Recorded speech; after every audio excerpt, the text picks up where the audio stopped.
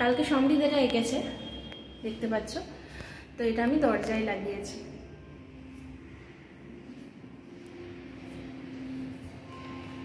এটা হচ্ছে আমার এন্ট্রান্সটা। Good morning friends, welcome back to my channel. এখন কটা বাজে বলো তো? 10টা 25। সকালটা আমাদের অনেক অনেক আগেই শুরু হয়ে গেছে। সমৃদ্ধ স্কুলের নতুন নিয়ম হয়েছে 1 মাসের জন্য আর কি, যেহেতু গরমটা এখন পড়ছে, তো নিয়ম হয়েছে সকাল 7টা 20-র মধ্যে স্কুলে ঢুকতে হবে। তো 6:30টায় উঠে পড়েছি আমরা। আর তুমি যত সকালে উঠবে তোমার কাছে দিনটা অনেক বেশি বড় হবে, এটা কিন্তু একদম ঠিক। এবং আমার বাপের বাড়িতে আমি বোধহয় ছাড়া আমার ছোটবেলা থেকে দেখেছি সবাই 4:30টায় ঘুম থেকে ওঠে। 4:30 থেকে আমি যখন ঘুম থেকে উঠতাম তখন দেখতাম মায়ের রান্নাবান্না অলমোস্ট কমপ্লিট। মোটামুটি বাবা 6টার মধ্যে ব্রেকফাস্ট করে বাজারে চলে যেত, মানে সব কিছু নিয়ে আসতো। মা শুধু বলতো এত দেরি করে ঘুম থেকে উঠিস না, এত দেরি করে ঘুম থেকে উঠিস না। আমি তো বলতাম চুপ করো তো, ভাল লাগে না, একটু ঘুমাতে দাও তো শান্তি করে। তো এরকম ব্যাপার। যখন সংসার জীবনে পা রাখলাম তখন বুঝলাম হ্যাঁ সত্যি, তখন যেহেতু মা করে নিত ব্যাপারগুলো, আমার শুধু কাজ ছিল হচ্ছে পড়াশোনাটা করা, আর অন্য তো কোনো কাজ ছিল না। তো মা যেহেতু সব কাজ করে নিত তখন সময়ের ব্যাপারটা বুঝতে পারতাম না। কিন্তু এখন যখন নিজে সংসারটা করছি তখন বুঝি হ্যাঁ সকালবেলা ওঠাটা খুব দরকার। হ্যাঁ, অতটা সকালে আমরা উঠতে পারবো না, কারণ আমাদের জীবনটা, লাইফস্টাইলটা অন্য ধরনের। সুমিতের অনেক সময় অনেক রাত পর্যন্ত জব করতে, মানে চাকরির ইয়ে থাকে, সরকারি চাকরি তো নয় যে অফিস থেকে আসলাম পুরোপুরি দোকান বন্ধ আর কি, এরকম ব্যাপার নয়। অফিস থেকে এসেও মিটিং থাকে, রাতেও থাকে, এমন সময় হয় 1টা 1:30। তো উঠতে চায় না সকালবেলাতে, যার জন্য আমরা কোনোদিনই সেই কটাই বলবো 4:30 5টা ওঠার সম্ভব হয়ে ওঠে না। তো মোটামুটি সেটাকে সমৃদ্ধ স্কুলের দরুন 7টা, আমার 6:45 7টার মধ্যে উঠতেই হবে, কারণ তার আগে ছেলের খাবারের ব্যবস্থা করা, সব কিছু ব্যবস্থা করতে হয়। এখন তো অনেক কিছু শিখে গেছে, সব থেকে বড় কথা এখন নিজের ড্রেসটা নিজে পরে। রিসেন্টলি টয়লেটে গেলে ও জল টল সব নিজেই দিচ্ছে, এখন আমাকে আর দিতে দিচ্ছে না, ইদানিং বড় হয়ে গেছে তো এখন একটু বোঝে। তো যাই হোক, একটা কিছুটা তো গোছানোটা ব্যাপার থাকে। ও ঘর বাড়ি থেকে বেরোনোর আগে কিছুটা বাড়িটা ক্লিন করা, সেই সব ব্যাপারগুলো থাকে। হ্যাঁ, তো হ্যাঁ এখন বুঝতে পারি। আজকে যেমন ধরো সকাল 6:30টায় উঠেছি, তারপরে সমৃদ্ধ বেরিয়ে গেল 7:10-15-র মধ্যে ওর বাবা দিয়ে এলো। তারপরে আমার যতটা কাজ করার সবটাই কিন্তু হয়ে গেছে, কিন্তু মনে হচ্ছে আজকে কোনো কাজ নেই। আজকে যেটা নেই সেটা হচ্ছে আমার রান্না নেই। কালকে চিকেন রয়ে গেছে, শুধু ভাত করছি। আর তোমার সুমিত অফিসে চলে গেছে। সুমিত অফিসে গেলে খাবার ঝামেলাটা অনেকটাই কম থাকে, কখনোই একটা দিয়ে হয় না, 2-3টা করতে হয় বাড়িতে থাকলে। ও বেরিয়ে চলে গেছে। তো আমার আর সমৃদ্ধের দুজনেরই চিকেন প্রচণ্ড ফেভারিট। সুমিতও ভালোবাসে, খুবই ভালোবাসে, কিন্তু তার সাথে সাথে ধরো একটা ডাল বা একটা ভাজা কিছু। তো সেই থেকে দেখো বসে আছি আর মোবাইল দেখছি। আজকে যেহেতু কাজটা কম, যা কাজ সকালে হয়ে গেছে, তখন রান্নাবান্না নেই, শুধু বসে বসে মোবাইল দেখছি। আর মনে হচ্ছে পারছি না, কারণ চশমা ছাড়া তো মোবাইল দেখা যাবে না। মোবাইল দেখতে দেখতে আমি ক্লান্ত হয়ে গেছি। এখন ভাবছি কি করি, উঠে একটু হাঁটাচলা করি। ভাত বসিয়েছি, ভাত খাবো আজকে। অনেক দিন ভাত খাওয়া হয় না, প্রতিদিনই কিছু খাচ্ছি। কালকে পরোটা খেয়েছি, তার আগের দিনও অন্যরকম খেয়েছি, তো ভাত খাওয়া হচ্ছে না অনেক দিন। আজকে ভাবছি একটু আলু সেদ্ধ ঘি দিয়ে ভাত খাবো, অনেক দিন খাই না। তো এই তো ব্যাপার। আর অনেক কোশ্চেন তোমাদের আছে ছোট ছোট, সেগুলোরও অ্যান্সার করব, ঠিক আছে। সকালবেলা যখন সব চলে গেল তার আগে আমি বাইরেটা একবার ঝাঁটিয়ে দিয়েছিলাম। এখন আবার সবাই বেরিয়েছে, আবার বালি কিচকিচ করছে। দুপুরে তো আসবে পুছতে, তার আগে তো পুছবে না। তো তার আগে দেখো আমি এখানে বেরোলাম, আবার আমার পায়ে বালি আটকালো। মানে সব সমৃদ্ধ বেরিয়েছে, সুমিত বেরিয়েছে, সবাই বেরিয়েছে, বালি বালি লাগছে।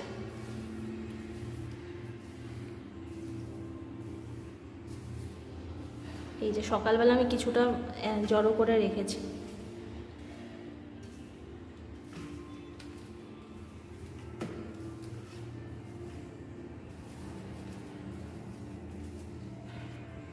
সেদিনকে বললাম না তোমাদেরকে ভিডিওতে, পাপোশ কিনতে গেছিলাম। দেখো এই পাপোশটা আমার কি পছন্দ হয়েছে সেদিনকে।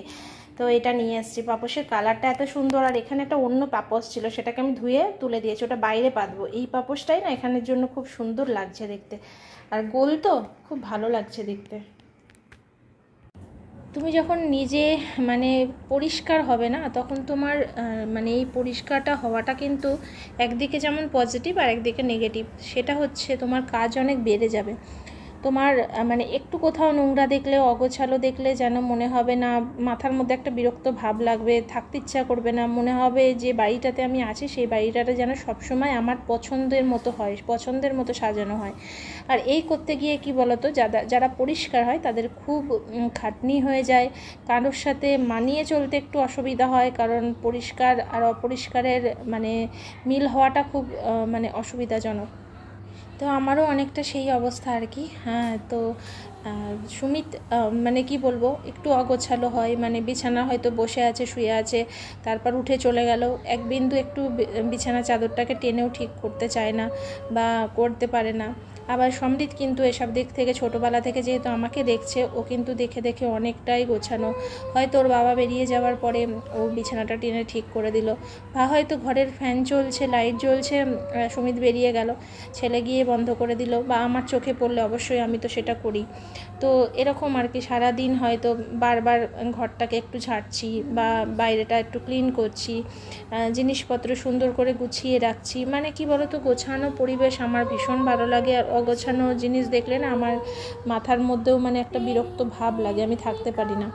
তো যাই হোক, ছোটোবেলা থেকে কিন্তু আমি কোনো কাজই করতাম না, পড়াশোনা, গান এইসব নিয়েই থাকতাম, কিন্তু কোথাও বলে না রক্ত কাজ করে। তো ছোটোবেলা থেকে আমি দেখেছি আমাদের বাড়িতে সবাই খুব পরিষ্কার পরিচ্ছন্ন, সবাই খুব পরিষ্কার করে সব কিছু গুছিয়ে রাখে।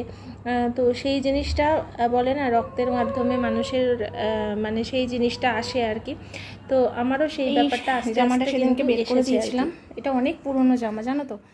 তো এই জামাটা এখন ইস্ত্রি করবো, এখানে ইস্ত্রিটাকে মানে ইয়েতে দিয়েছি, তো গরম হতে দিয়েছি। তো জানো তো, বিয়ের পর আমি তো তখন অতটা বুঝতাম না, মানে কারেন্ট অবস্থায় ইস্ত্রি করতে গিয়ে আমার ঠিক এই জায়গাটা হাত পড়ে গেছিলো, আর এমন মানে হাতে চিনচিন করে উঠেছিল, মানে একটা জায়গা পুরো গর্ত মতো হয়ে গেছিলো।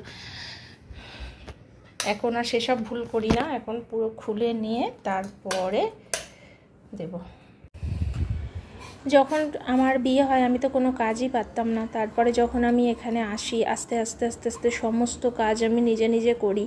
যখন আমরা ফ্ল্যাটে শিফট করি তখন সবটাই কিন্তু আমাকে করতে হতো। একটা কাজের লোক ছিল, কিন্তু তার এত কামাই, তাকে চেঞ্জ করে আর একটা লোকও রাখি, সেম অবস্থা, সেম কামাই, মাসের অর্ধেকটা দিন আমাকেই কাজ করতে হতো।